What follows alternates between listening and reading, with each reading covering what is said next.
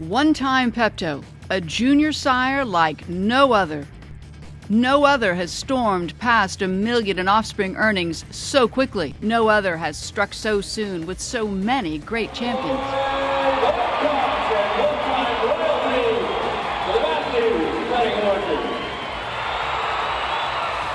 In just his first 2 full crops, One-time Pepto lit up the Western performance world with NCHA Futurity Open, Non-Pro, and Amateur champions. And the electricity is still building. In 3 full crops, One-time Pepto has now sired 3 consecutive NRCHA Snafflebit Futurity Open Reserve champions. It's pretty amazing to have the winners that he's had, in the cutting and the cow horse. In 2012, Todd Bergen had the honor on board this one time out of the legendary performance mare Katie Starlight. 2012 Snafflebit champion Corey Cushing brought 2 one-times back to the finals, Lena's last time, who had the highest score in the herd work, as well as a 222 in the reining. Corey Cushing's other finalist was one time at band camp. And how about Cat Diesel? With $30,000 in cutting earnings he'd never shown in rein cow horse, but after a few reining lessons and a couple of runs down the fence, he and Adon Banuelos won the Level 1 Limited Open Snafflebit Futurity Championship and made the finals in both the Limited and Intermediate Open. Over and over again, the one-times are proving they have what it takes to compete in the Ironman competition of Western performance sports.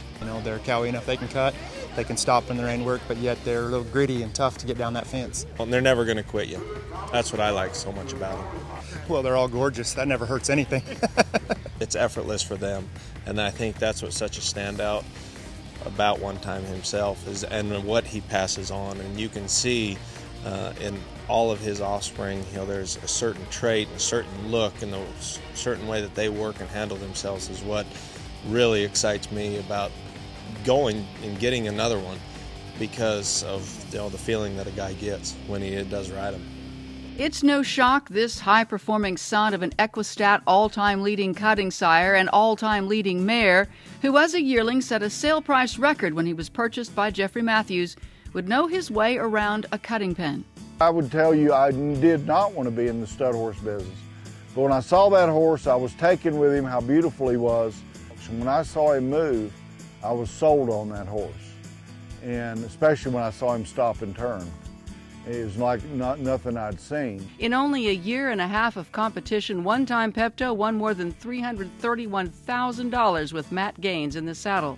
He claimed the NCHA Open Super Stakes title among many others in just 18 months of showing. He gave you the feeling that you could hold him about anything you put in front of him, and there's not many horses that do that. I mean, he just got to a point to where he was that smart, that confident about everything he was doing that, you almost felt invincible. Retired sound at 5 to begin his career at stud, One-time Pepto was a winner, and so are his cutting offspring.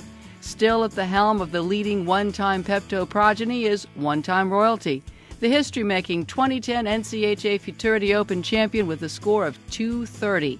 In 2012, One-time Royalty was the Breeders' Invitational Open Classic champion, the Summer Spectacular Open Reserve Classic champion, and Pacific Coast Cutting Horse Association Open Classic champion, where he marked a scorching 229. One-time Royalty's earnings now top $460,000.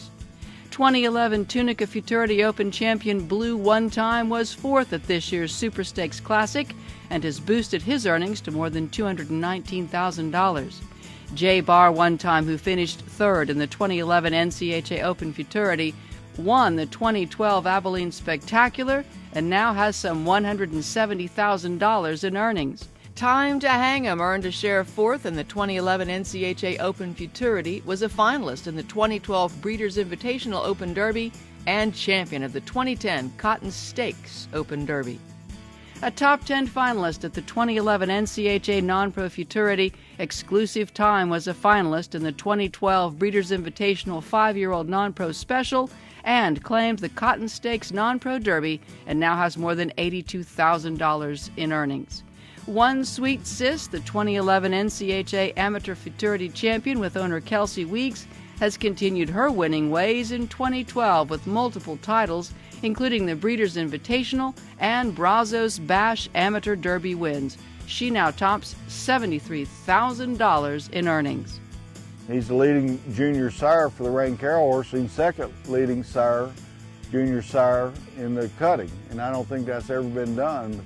But it all goes back to the way that horse moved when he was a baby. He was a huge stopper, and a lot of horses can stop, they can't move their front end. And elegant mover.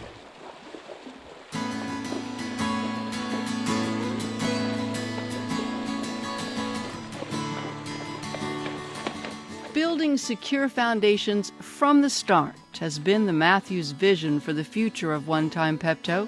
Whether it's here in Montana, where they spent the summer riding their 2-year-olds, or at their facilities in Texas or North Carolina, Jeffrey Matthews believes a slow, strategic approach to training foals, yearlings, and 2-year-olds is critical to getting the best out of any horse. Our goal at Matthews Cutting is to have one of the better 2-year-old programs, because I'm convinced that's a weak link in our industry, and frankly I see that as an advantage for us because we do put so much emphasis. Handling the horses as well, doing it from the time they're a baby to, is we spend a lot of time on the ground before we ever step on a horse. Ground drive them, we'll hobble them, saddle them, and just make them be mannered, be horses. There's no quick fix, it's just a slow process. It takes time, but when it starts working, it's very rewarding. And then we do ride them. They're not scared. We just go out and put a lot of miles on them. Well, back in the mid-70s and 80s, I worked on a ranch for a very well-respected Rain cow horse, bridle horse, hackamore trainer named Tony Amaral. And we rode the colts out in not as rough a country as this, but on the Northern California and ranch country, a lot of hills, and crossing creeks, a lot of cattle. And I really learned, got quite an education in riding colts that way. You might think, well, these are nice horses, bred well, why would you put them in rough country? But they learn where to look, or they learn when you stop them to stand. Learn where the feet are, they get quieted with their mouth, that's very important to me. Just in the 2 months that we've been up here, she's grown up so much. She's ready to go to work instead of acting silly and fussing over little things. We just go up and down hills, and that works like magic to get the air out of them, and then they're more serious. And I just find it to be a lot easier on their bodies, a lot easier on their legs. We haven't had the issues that we have, typically at home. Working in an arena all day. It's a lot of hard work, but I just think there's a real advantage in spending more time on especially the basics on these babies. I'm convinced it's better for the animals. Trainers who take over those 2-year-olds when Jeffrey decides they're ready say the foundation makes a difference. The babies at a One Time Pepto that I've rode, all of them that I've had have been good horses. Naturally, you're going to get some better than others, talent level and this and that, but they've all wanted to cut, they've all wanted to cow. And I had one great one, of course, that I won the futurity on, but I've had several since that have been nice horses.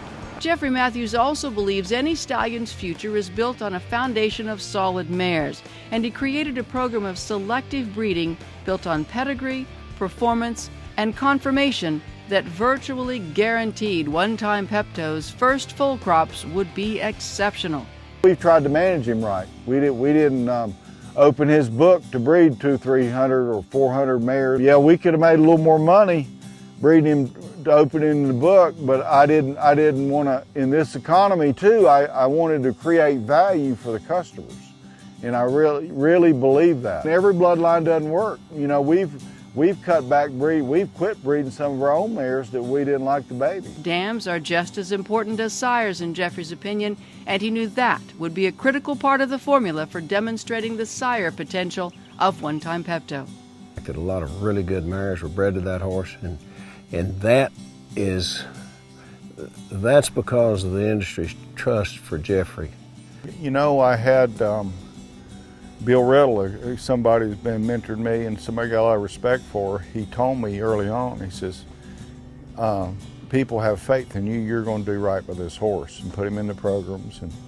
And that meant a lot to me. I'd never even crossed my mind, but I was determined in my mind the way I wanted to go was a little out of the norm in the cutting horse business. It wasn't no thoroughbreds.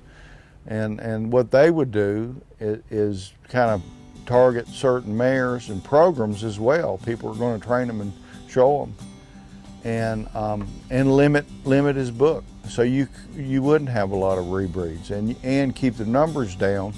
You have to have enough numbers to get them to the show pen, but too many numbers, you're going to see a lot of cheap horses in the sale, and I'd witnessed that with all the good horses. And it was just right or wrong. Who knows what's right? But just what I believed in. Less is more if you got the quality, and I knew that other would come if we did our right job early. But having the public behind this horse, I couldn't have done it without that. Could not have done any of this without the mare owners. Whether they put them in the sale or trained them, you know, those are their babies. I mean, nobody loves their horses as much as me and my wife and Sherry, and you know, we love it. We enjoy the horses. And still shocks me as well these horses have done, going not only the futurity that night, the rain cow horse, which is my roots, and they've continued to do well. This year at the futurity, we've got less numbers than a lot of other horses, and we've got just as many advancing so far. It's only the first go, as anybody else. And so with less numbers, and that was kind of what I was hoping all along, we could make the, you know, instead of doing a pure numbers game, we wanted quality to come through and create value for the customer. Now that the proper foundation has been laid to build a legacy of greatness for One Time Pepto, Jeffrey and Sherry Matthews believe the time has come. In 2013, the breeding book for One Time Pepto will be open.